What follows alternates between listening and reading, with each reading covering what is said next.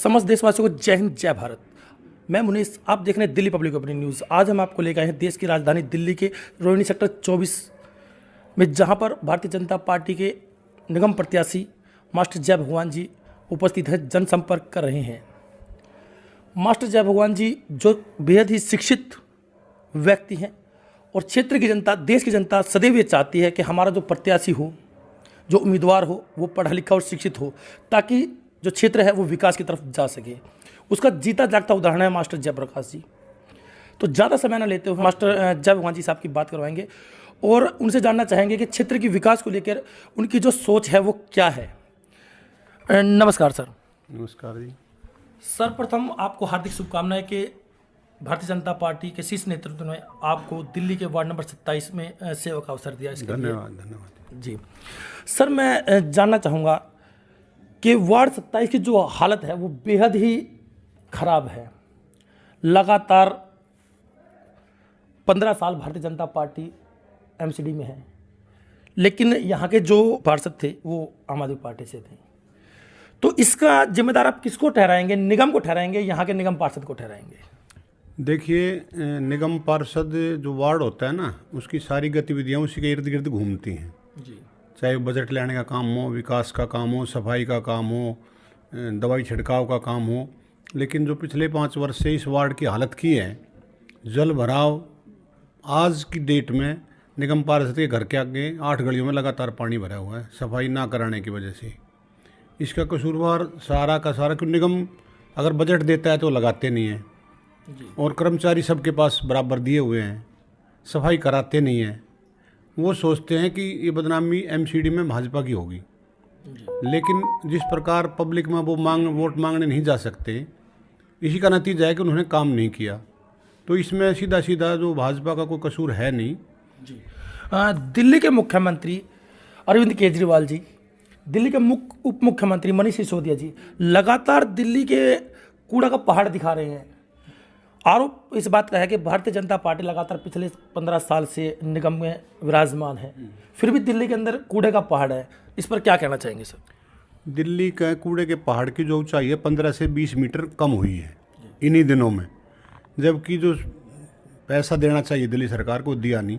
और अभी एनजीटी ने 900 करोड़ रुपए का जो पेनल्टी लगाई है वो दिल्ली सरकार पे लगाई, ना कि एमसीडी पे लगाई है। मैं आपकी जानकारी के लिए बता दूं, कूड़े के पहाड़ वो निश्चित तौर पर 1 वर्ष में ख़त्म हो जाएंगे। अब सीधा सीधा स्वच्छ भारत अभियान के तहत भारत सरकार ने पैसा दिया है और एमसीडी की जो मशीनरी वहाँ काम कर रही है वो सब भारत सरकार द्वारा दी गई है, दिल्ली सरकार द्वारा कोई हेल्प नहीं दी गई, तभी तो उन पर पेनल्टी लगाई गई है। मास्टर जी, आप पढ़े लिखे शिक्षित व्यक्ति हैं।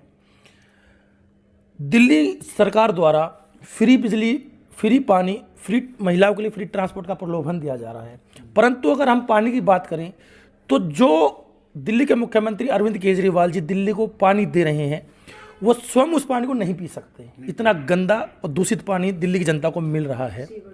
फ्री ट्रांसपोर्ट की बात करें तो हमारी माताओं बहनों को फ्री ट्रांसपोर्ट मिल रहा है, बेहद ही उत्तम और सराहनीय कार्य है, दिल्ली सरकार का है।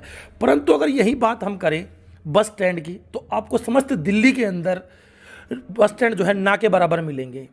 फ्री बिजली की जो बात वो करते हैं, 200 यूनिट की बात जो चार्ज लग के आता है वो उससे ज़्यादा है।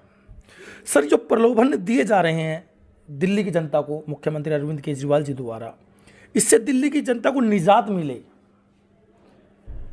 दिल्ली की जनता स्वच्छ पानी पी सके, उचित ट्रांसपोर्ट व्यवस्था मिल सके। अगर निगम के अंदर भारतीय जनता पार्टी पुनः जीत कर आती है तो क्या प्लान होगा भारतीय जनता पार्टी का? जी मुनीष जी, आपने कहा अभी दिल्ली में जो बसों की व्यवस्था है, जब 8 वर्ष पहले दिल्ली में आम की पार्टी सरकार आई तो लगभग 7,000 बसें थी जी, और अब बसों की संख्या 3,000 है। 4,000 बसें 15 वर्ष पूरे कर गई अपने। कुछ बसें अभी एक्सटेंशन पे चल रही हैं। बसें ही नहीं होंगी तो फ्री करेंगे क्या महिलाएं जो। और अगर विकास की बात करो तो कभी कंझावला रोड आप गए हो गए एसडीएम ऑफिस में, मैं अब इसी क्षेत्र की बात करूँगा जी। तो आप अगर 1 घंटे में भी बेगमपुर पार कर जाएं, इतनी टूटी हुई रोड है, 7 वर्षों में रोड नहीं बन पाई इनसे। रही बात आप बिजली की, फ्री नहीं है बिजली।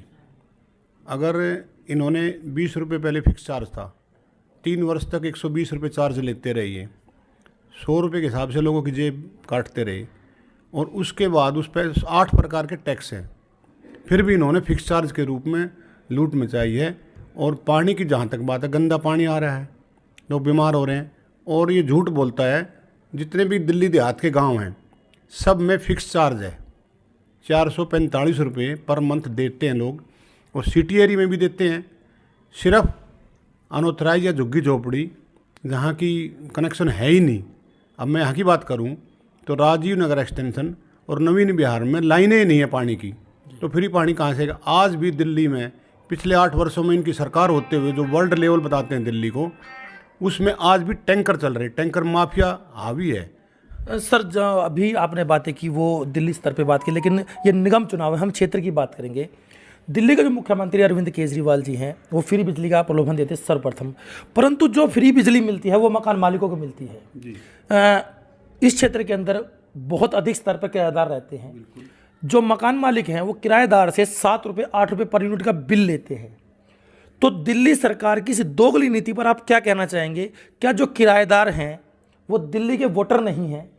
क्या फ्री बिजली पर उनका अधिकार नहीं है? इस दोगली नीति पर दिल्ली सरकार की आप क्या कहना चाहेंगे? ये विज्ञापन की सरकार है। इन्होंने कोरोना काल में कहा किराएदारों का किराया हम माफ़ कर देंगे, रिटर्न कर देंगे। आज तक 1 रुपया रिटर्न हुआ। और अगर आपका बिजली का बिल आपने लगा रखा है तो उसमें यूनिट आएंगी जी, मैं रियल बात कर रहा हूँ, और यूनिट के हिसाब से वो चार्ज कर रहा है।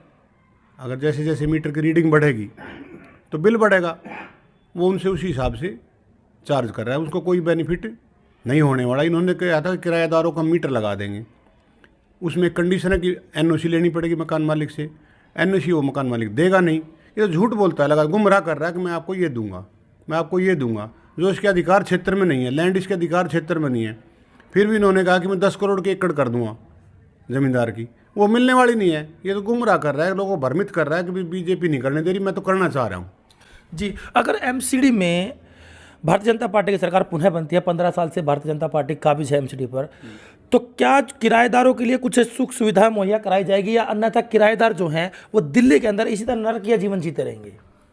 देखिए, अभी प्रधान जी, मैं आपसे एक बात और भी कहना चाहूँगा कि दिल्ली में एमसीडी पर काबिज 15 साल से है भारतीय जनता पार्टी, और 7 सांसद जो हैं वो भी भारतीय जनता पार्टी के, परंतु किराएदारों को फिर भी कोई लाभ नहीं मिल पा रहा है। अब अगर भारतीय जनता पार्टी काबिज होती है तो किराएदारों के लिए क्या सुविधा मुहैया कराई जाएगी? अभी प्रधानमंत्री गरीब कल्याण योजना में प्रधानमंत्री जी ने फ्री राशन की व्यवस्था की,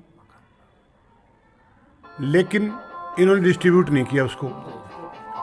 इसी प्रकार से भारतीय जनता पार्टी कि ये हमेशा ही सोच रही है, चाहे रेहड़ी पटरी वाले हों, उनको 10,000 रुपये का लोन दिया था, अभी पीछे आपकी जानकारी में भी होगा।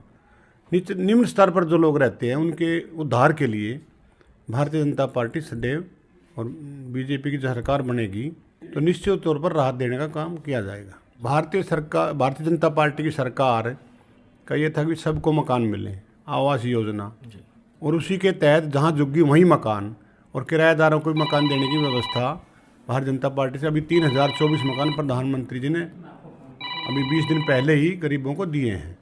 आने वाले समय में भी वो निश्चित तौर पर उनका मिलेगा जी। तो देखिए, ये थे भारतीय जनता पार्टी के वार्ड 27 के उम्मीदवार, पढ़े लिखे, शिक्षित, पेशे से टीचर। सर, मैं एक महत्वपूर्ण सवाल आपसे जानना चाहूँगा, और अंतिम सवाल सर, कि टीचर जो है बहुत बड़ा पद और सम्मान की दृष्टि से इस देश के अंदर देखा जाता है, तो एज ए टीचर एक सम्मानित पद पर होने के बावजूद भी राजनीति में आने का मुख्य कारण आपका क्या था? मैं लगातार 12 वर्ष तक दिल्ली टीचर्स यूनियन का महामंत्री रहा हूँ, और मेरे कार्यकाल में शिक्षक के अधिकारों के लिए स्ट्राइक भी रही, और जो सैलरी है जो आज एमसीडी स्कूल के टीचर्स की है, उसका सारा श्रेय नगर निगम शिक्षक संघ, जिसका मैं पदाधिकारी था, रहा है। और मैं उस समय भी समाज सेवा के काम में लगातार निरंतर जारी था।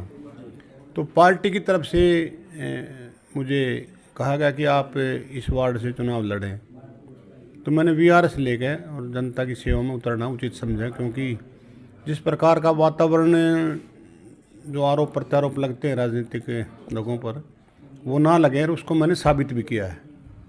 जी देखिए, क्षेत्र की जनता आपको सुन रही है, दिल्ली की जनता आपको सुन रही है, तो अंतिम में अपनी क्षेत्र की जनता को क्या संदेश देना चाहेंगे? मेरा तो इतना ही कहना है कि जिस प्रकार का जोश और लोगों में उत्साह है, और मुझे मौका मिलेगा तो मेरा ये क्षेत्र दिल्ली का बहुत सुंदर क्षेत्र बन जाएगा, जिसमें जितनी समस्याएं हैं, चाहे गंदे पानी की हों, सड़कों की हों, जल भराव की, बेगमपुर क्षेत्र में पूरा जल भराव है, उसकी निकासी की व्यवस्था हो, जगह जगह काम रुके पड़े हैं, और सेक्टर 24 में आपने देखा है, ये सारी समस्याओं का निजात करेंगे और एक बहुत अच्छा वार्ड बनाने का प्रयास करेंगे। जी बहुत बहुत धन्यवाद।